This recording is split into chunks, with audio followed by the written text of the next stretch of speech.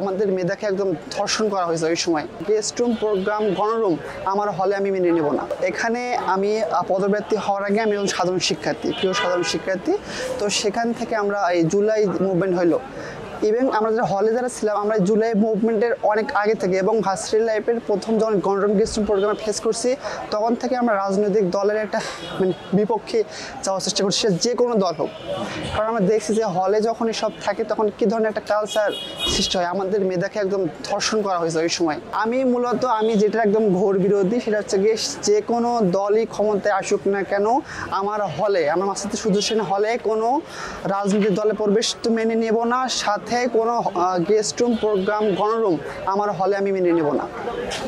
আমি মনে করি ঢাকা বিশ্ববিদ্যালয়ের শিক্ষার্থীরা যদি আসলে সচেতন হয়ে থাকে, যদি তাদের যদি দাস প্রথা মেনে নেওয়ার যে টেন্ডেন্সিটা আগে ছিল এটা যদি চলে যায় বা তারা যদি আসলে সচেতন হয়ে থাকে জুলাই মুভমেন্ট পরে বা তার আগে যারা এই হলে থেকে রাজনৈতিক এরকম গেস্ট প্রোগ্রামে ভুক্তভোগী, আমি মনে করি তারা এমন একজন প্রার্থীকে তারা বেছে নিক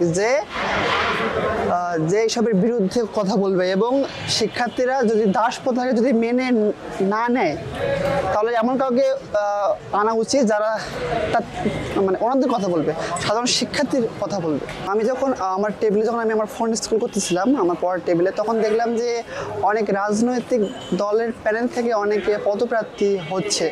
তো আমি প্রথম বর্ষ থেকে আমি হলে ছিলাম, তো আমি জানি যে একটা রাজনৈতিক দল হলে থাকলে বা ক্ষমতায় থাকলে হলের কী অবস্থা হয়। প্রোগ্রাম, গেস্ট রুম, গণরুম যেগুলো আমি নিজের ভুক্তভোগী ছিলাম, আমি একদম আমার এই অভিজ্ঞতা আমার একদমই নতুন এবং খুবই খারাপ অভিজ্ঞতা, আমার জীবনের একটা অন্যতম একটা কলঙ্ক বা কালো অধ্যায় বলবো।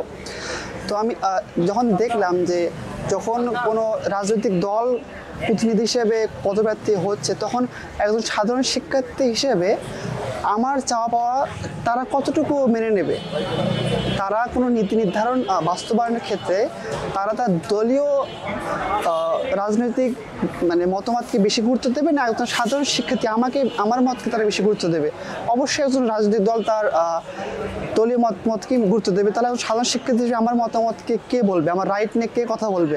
তো সেখান থেকে আমি দেখছি আমার নিজের কথা বলার জন্য আমি নিজেই পদপ্রার্থী হিসেবে দাঁড়িয়ে গেছি। এবং আমার সঙ্গে যারা সাধারণ শিক্ষার্থী আমি আমার সাধারণ শিক্ষার্থী, সো আমি আমার নিজের রাইট এবং আমার মতো যারা আছে তাদের রাইট নিয়ে কথা বলার জন্য আমি একজন সদস্য হিসেবে পদপ্রার্থী হয়ে দাঁড়াইছি।